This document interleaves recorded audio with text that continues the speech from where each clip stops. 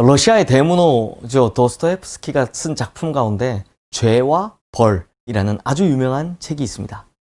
이 죄와 벌이라는 개념은 기독교의 아주 중요한 원리인 율법의 원리를 잘 나타내주고 있습니다. 율법에 의하면 죄를 범하면 반드시 벌을 받아야 한다라는 것이죠. 하지만 참 다행스러운 것은 기독교가 율법의 원리만을 가지고 있지는 않다라는 것입니다.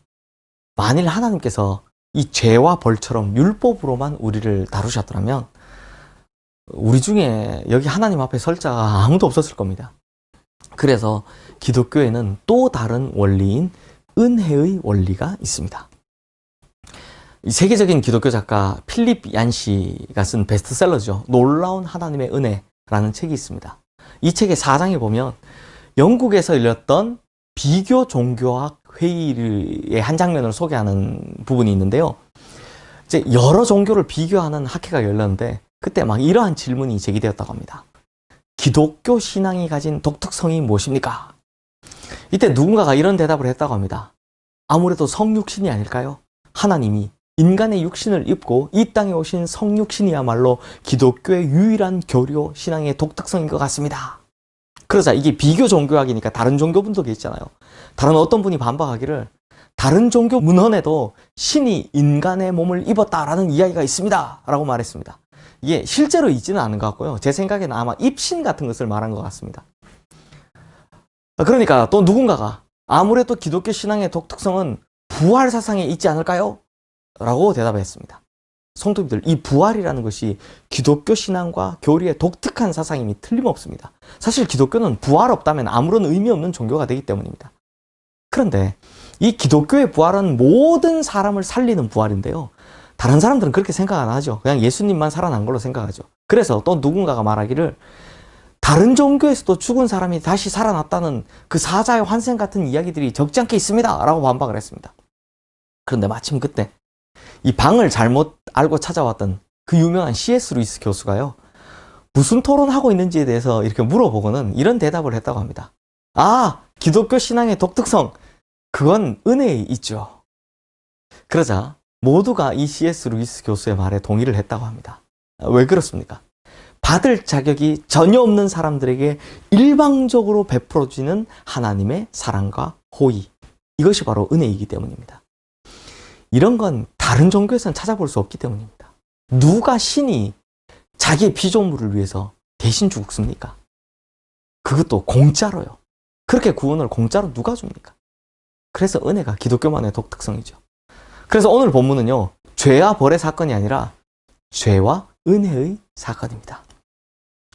오늘 본문의 아브라함은 믿음의 조상, 또 믿음의 롤모델이 되어야 하는 사람임에도 불구하고 또다시 실수했다, 또다시 죄를 범했다라고 이야기를 하고 있습니다.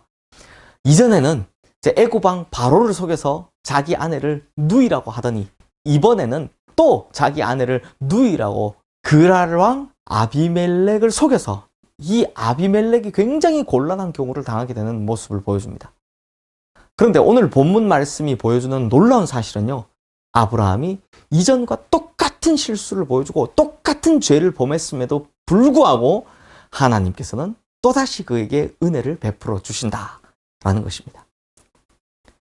두 번씩이나 반복되는 아브라함의 실수에도 불구하고 하나님께서는 그에 대한 약속을 박탈하지 않으셨다.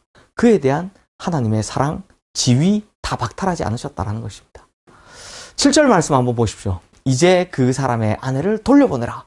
그는 선지자라. 그가 너를 위하여 기도하리니 내가 살려니와 내가 돌려보내지 아니하면 너와 내게 속한 자가 다 반드시 죽을 줄 알지라. 하나님께서 그랄왕 아비멜렉에게 이제 아내를 돌려보내라고 이제 쉽게 말하면 좀 협박을 하시는 겁니다. 그때 하나님께서 그랄왕 아비멜렉에게 아브라함에 대해 소개할 때 뭐라고 부르셨습니까? 아브라함을 선지자라고 부르셨습니다. 이게 무슨 말이냐? 연속되는 실수와 잘못에도 하나님께서는 이 아브라함의 지위를 박탈하지 않으셨다는 것입니다. 정말 감동적이죠. 만약 저 같았으면, 야 아브라함, 내가 선지자야? 네가 믿음의 조상이야? 오늘부로 다 끝이야! 이러라고 했을 것 같은데, 그런데 하나님께서는 여전히 아브라함의 반복적이고 의도적인 잘못임에도 불구하고 여전히 그를 선지자라고 이제 말씀하셨다라는 겁니다. 바로 이것이 은혜이죠.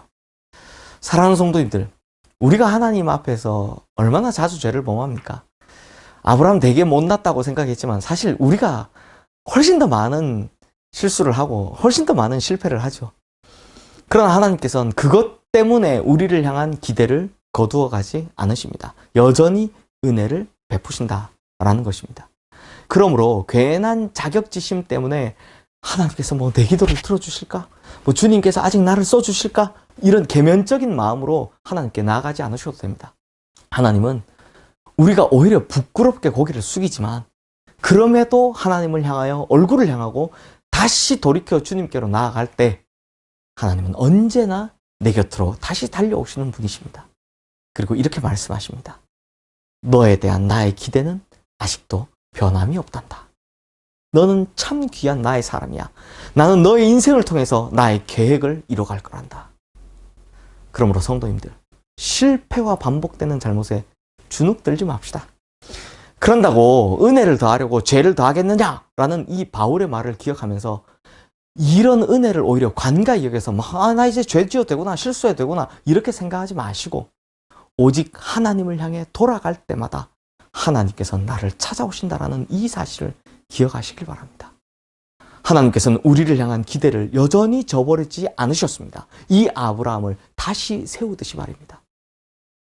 기도하겠습니다. 실수 많고 죄 많고 실패가 반복되는 우리들입니다. 그럼에도 하나님께서는 단 한순간도 우리를 포기하지 않으셨습니다. 그러면서 다시 우리에게 은혜를 베푸셔서 다시 우리를 회복시키시고 하나님의 사람을 만들어 가시죠. 주님, 이 은혜가 얼마나 큰지요. 이 은혜는 오직 예수 그리스도 안에서만 누릴 수 있음을 믿습니다. 그러므로 주님, 은혜가 크다고 우리가 마음대로 사는 것이 아니라 은혜가 크기 때문에 그 은혜를 갚아갈 줄 아는 정말 정상적인 그리스도인으로 살아가게 하여 주시옵소서. 예수 그리스도 이름으로 기도드리옵나이다. 아멘.